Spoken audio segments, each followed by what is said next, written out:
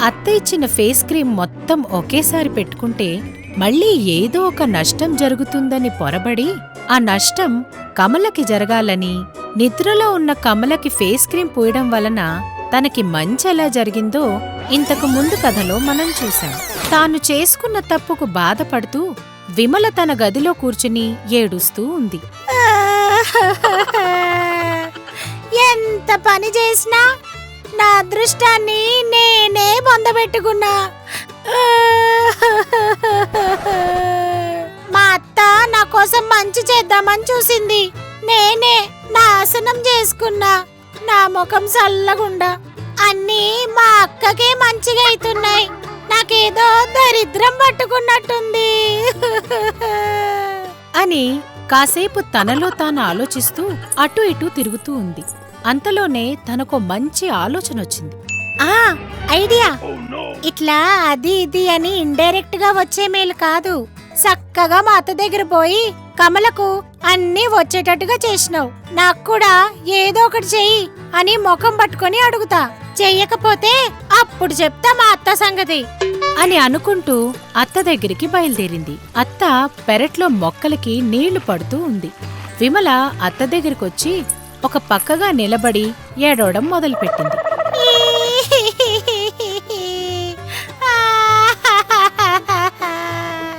అని రాగాలు తీసుకుంటూ ఏడుస్తూ ఉంది. అది చూసి అత్త, మళ్ళేం చేసినవే, ఎందుకట్లా ఏడుస్తున్నావు? నేనేం చేయలేదు, మీరే అన్నీ ఆ కమలకిచ్చిండ్రు. నాకేం చేయలే. నాకు మంచైతదని చెప్పించిన వాటి వల్ల కూడా ఆమెకే మేలైంది.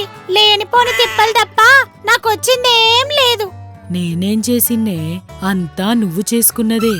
నేను చెప్పింది చెప్పినట్టు చేస్తే నీకా తిప్పలెందుకొచ్చేవి? ఇప్పుడు చెప్పురి ఏం చేయన్నో. చెప్పింది చెప్పినట్టు చేస్తా. నాకు కూడా కమల్ లెక్క బంగారమో లాటరీయో ఏదో ఒకటి కావాలి. మళ్ళా ఆశకు పోవు గదా. పోను, మీరెట్లా చెప్తే అట్లనే చేస్తా. సరే, రేపొద్దుగల నీకో టీవీ ఇస్తా. ఒక మంత్రం చెప్తా. గా టీవీ చూస్తూ గా మంత్రం చదివినవనుకో, నువ్వు మంత్రం చదివినప్పుడు టీవీలో ఏదైతే కనిపిస్తుందో అది నీ ముందు ప్రత్యక్షమైతది. నిజంగానా? నిజంగానే. కానీ ఆ మంత్రం రోజుకొక్కసారి మాత్రమే పనిచేస్తది.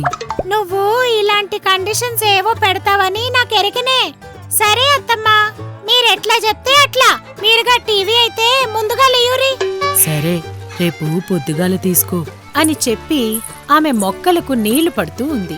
విమల లోపలికెళ్తుంది. లోపలికి వెళ్తూ, సచ్చినోని పెళ్లికి వచ్చిందే కట్నం, మొదలు గా టీవీ అయితే ఈని, తర్వాత ముచ్చట తర్వాత అని అనుకుంటూ లోపలికెళ్ళింది. మరుసటి రోజు ఉదయం అత్త విమలకి టీవీ ఇచ్చింది. అలాగే ఒక పేపర్లో మంత్రం రాసి ఇచ్చింది. ఆ టీవీ చూస్తూ గీ మంత్రం చదువు. టీవీలో ఏదుంటే అది నీ ముందు ప్రత్యక్షమైతది. సరే అత్తమ్మా అని అనుకుంటూ ఆ టీవీ తీసుకుంది. ఇప్పుడు ఈ టీవీ అందరూ చూసేలా పెట్టా, తీసుకుపోయి నా రూమ్ లో పెట్టుకుంటా అని అనుకుంటూ ఆ టీవీ తీసుకెళ్లి విమల తన గదిలో పెట్టుకుంది. టీవీ ఆన్ చేసి టీవీ ముందే కూర్చుంది. టీవీ చూస్తూ ఉండగా ఆమెకి ఒక డౌట్ వచ్చింది. ఇప్పుడు నిజంగానే మా అత్త రాసిచ్చిన మంత్రం చదివితే టీవీలో ఉన్నది నా ముంగట ప్రత్యక్షమైతదా? ఓసారి ట్రై చేస్తా అని అనుకుని ఆ పేపర్ తీసుకుని ఒకసారి చదివింది. ఓం క్రీం ఛోటా భీం, పచ్చాకు ఎండాకు పట్టిందల్లా అవ్వాలి పసిడి రేకు. ఓం క్రీం ఛోటా భీం అని ఆ మంత్రం చదివి టీవీ వైపు చూసింది. ఆమె మంత్రం చదువుతున్న సమయంలో ఆ టీవీలో ఒక పాము కనిపించింది.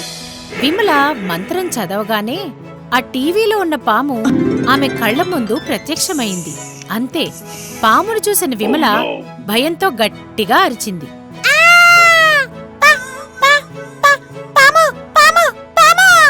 అని గట్టిగా అరుస్తూ ఆ గదిలో నుంచి బయటకు పరిగెట్టింది. అని అనుకుంటూ అత్త దగ్గరికి పరిగెత్తింది. ఏంటి, ఏమైంది? పామత్తమ్మా, చాలా పెద్ద పాము. మన ఇంట్లోకి పామెలా వస్తుంది? అది అని చెప్పబోయి చెప్పకుండా ఆగి, అమ్మో, ఇప్పుడు ఈమెకి ఆ మంత్రం చదవడం వల్లనే ఆ పాము వచ్చిందని చెప్పినాననుకో, లేనిపోని లొల్లి చేస్తది.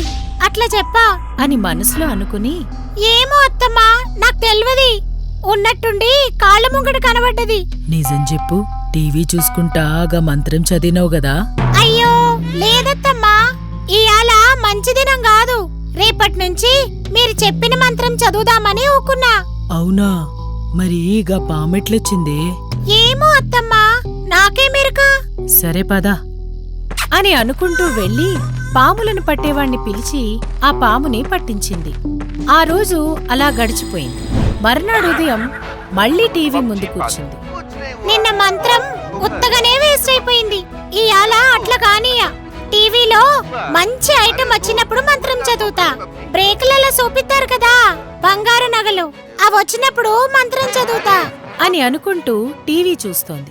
టీవీలో రకరకాల ప్రోగ్రామ్స్, యాడ్స్ వస్తున్నాయి. విమలకి చూసి చూసి చిరాకొస్తుంది. వద్దనుకున్నప్పుడు వరదల్లా వస్తాయి నగల చీరల యాడ్స్. ఇయాల ఒక్కటి కూడా వస్తలేదు. ఛీ అని అనుకుంటూ టీవీ చూస్తోంది.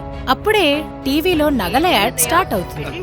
అది చూసి ఆ వస్తుంది వస్తుంది, పేపర్ ఏది, ఏడబెట్టినా అని అనుకుంటూ పేపర్ వెతికి ఆ పేపర్లో ఉన్న మంత్రం మళ్లీ చదివింది. ఓం క్రీం ఛోటా భీమ్, పచ్చాకు ఎండాకు పట్టిందల్లా అవ్వాలి పసిడి రేకు. ఓం క్రీం ఛోటా భీమ్ అని చదివి బంగారు నగలు వస్తాయని ఆశగా టీవీ వైపు చూసింది. కాని ఆమె ముందు బాత్రూం కడిగే వస్తువులు ప్రత్యక్షమయ్యాయి. అది చూసి విమల షాక్ అయింది. ఇదేంది, బంగారు నగలు వస్తాయనుకుంటే బాత్రూంలో కడిగేటి వచ్చినాయి అని ఆశ్చర్యపడుతూ ఉంది. విమల మంత్రం రాసున్న పేపర్ చదివే టైంకి టీవీలో బాత్రూమ్ యాడ్ వస్తోంది. అందుకే ఆ వస్తువులు ఆమె ముందు ప్రత్యక్షమయ్యాయి. ఛీ, ఈ రోజు కూడా వేస్ట్ అయిపోయా అని చిరాకు పడుతూ ఆ వస్తువుల వైపు చూసి వచ్చినాయి కదా, ఎందుకు వీటిని వదిలేయడం అని అనుకుంటూ ఆ వస్తువులు తీసుకుని లోపలికెళ్ళింది. తర్వాత రోజు మళ్లీ టీవీ ముందు కూర్చుంది. ఇయాల అస్సలు వేస్ట్ చేసుకోవద్దు అని అనుకుంటూ పేపర్ చేతిలోనే పట్టుకుని కూర్చుంది. టీవీనే చూస్తూ ఉంది. సమయం గడిచిపోతోంది. టీవీలో ఒక్కటి కూడా విమలకి నచ్చేవి రావడం లేదు.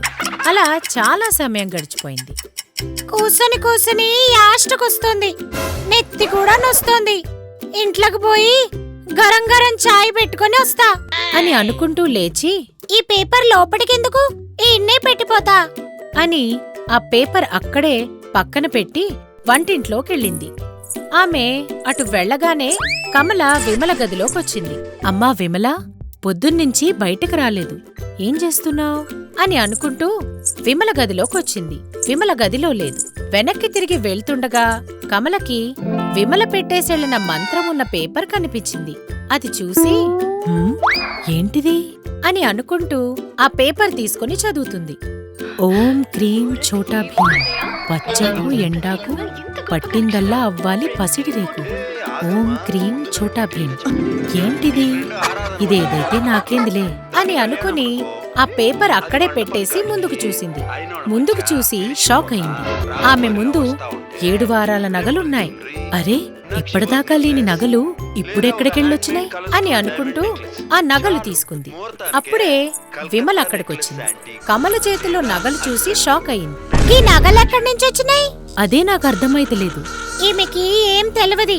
ఇప్పుడు మంత్రం గురించి చెప్పినాననుకో, ఈమె కూడా ఆ మంత్రం నేర్చుకుంటది. అప్పుడు ఇక రోజు వచ్చి చదువుతది. అమ్మో, నేను చెప్పా అని మనసులో అనుకుని పైకి అవి నీయే కావచ్చక్క, తీసుకెళ్ళు. నాయే అంటావా? నాకైతే ఏం గుర్తొస్తలేదు. ఏమోతి, తీసుకుపోయి ఇంట్లో అయితే పెడతా అని అనుకుంటూ ఆమె వెళ్లిపోయింది. తర్వాత రోజు విమల టీవీ ముందు కూర్చుని నిన్న కమల వలన మంత్రం వేస్ట్ అయిపోయింది. ఇయాల అట్లా కానీయా, అయినా నాకు బుర్ర లేదు. మొదటి నుంచి నాకు రావాల్సిన అదృష్టాలు అన్నీ ఆమెనే కొట్టేస్తుంది. ఆమెకి ఎట్లయినా బుద్ధి చెప్పి నా ప్రతీకారం తీర్చుకోవాలి అని అనుకుంటోంది. అప్పుడే టీవీలో జంతువుల సినిమా వస్తోంది. ఈమె టీవీ చూసే సమయానికి టీవీలో రకరకాల జంతువులు కనిపిస్తున్నాయి. అవి చూసి విమల, టీవీలో జంతువులు వస్తున్నాయి కదా, మా అక్కని పిలిచి ఆమె వచ్చేలోపు మంత్రం చదువుతా. ఆమె లోపలికొచ్చేలోపు టీవీలకెళ్ళి జంతువులు వస్తాయి. మా అక్క భయపడి పారిపోద్ది.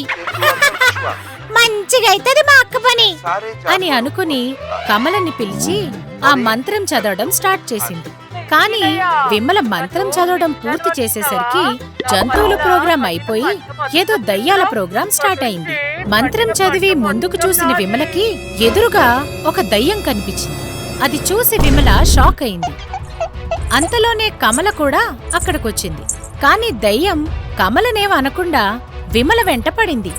భయంతో పరిగెడుతున్న విమల, ఎదురుగా కమల కనిపిస్తే దాన్ని పట్టుకోకుండా నా వెంట పడతావు? నేను ఎవరు కనిపిస్తే వాళ్ల మీదకెళ్లే దయ్యాన్ని కాదు. నన్ను ఎవరైతే మంత్రం చదివి పిలుస్తారో వాళ్లను మాత్రమే పట్టుకుంటా అని అనుకుంటూ విమల వెంట పడింది. అది చూసి కమల, కర్మరా బాబు, ఇసొంటి బంపర్ ఆఫర్స్ అన్నీ మాకే తగులుతున్నాయి అని అనుకుంటూ ఉంది. విమల అరుస్తూ అత్తమ్మ దగ్గరికి పరిగెత్తుకుంటూ వచ్చింది. అత్తమ్మా, దయ్యం దయ్యం, మీరే నన్ను కాపాడాలి, మీరే నన్ను కాపాడాలి అని అత్తమ్మ కాళ్ల మీద పడింది. ఏమైంది? దయ్యం ఏడకెళ్ళొచ్చింది. అది అది కమలని భయపడదామనుకుని టీవీలో జంతువులు వచ్చేటప్పుడు మంత్రం చదువుదామని స్టార్ట్ చేసిన. కానీ నేను మంత్రం చదువుడు పూర్తి చేసేసరికి ఆ టీవీలో దయ్యం వచ్చింది. అది నా ముంగట ప్రత్యక్షమయ్యి భయపెడుతుంది. అత్తమ్మా, మీరే నన్ను కాపాడాలి అని ఏడుస్తూ ఉంది. ఒకరిని చెడగొట్టాలని చూస్తే ఇట్లనే అయితది. సరే, ఆ ఏడుపాపు, నేను ఇంకొక మంత్రం చెప్తా.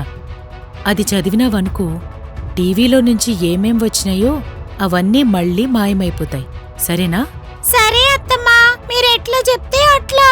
సరే, నీకు రాసిచ్చిన మంత్రాన్ని తిరిగేసి చదువు. ఆ దయ్యం ఎక్కడ్నించొచ్చిందో అక్కడికే పోతుంది అని చెప్పింది.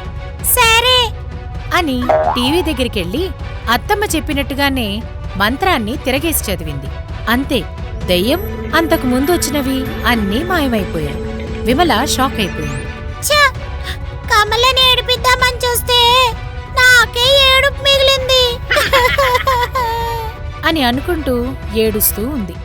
ఇటువంటి మరికొన్ని అద్భుతమైన కథల కోసం చూస్తూ ఉండండి.